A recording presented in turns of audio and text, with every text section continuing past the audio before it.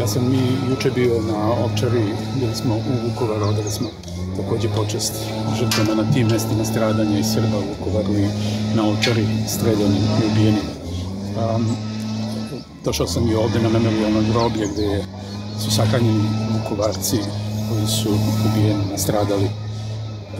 I da na taj način odamo počest i pijetet žrtvama i da iskažemo solidarnost sa porodicama žrtava i da još jednom se zavjetujemo da ćemo raditi sve da pronađemo nestale kako bi njihove porodice mogle dostojno da ih sahrane, pokopaju i kako bi nekako postavili temelje za uspostavljanje međusobnog poverenja, pomirenja radi normalnog suživota i ovdje u Vukovaru, u Hrvatskoj i između Hrvatske i Srbije. Izražavam veliko žaljenje zbog svega što se dogodilo u Vukovaru, Vukovarcima i svima nastradalima na ovim prostorima.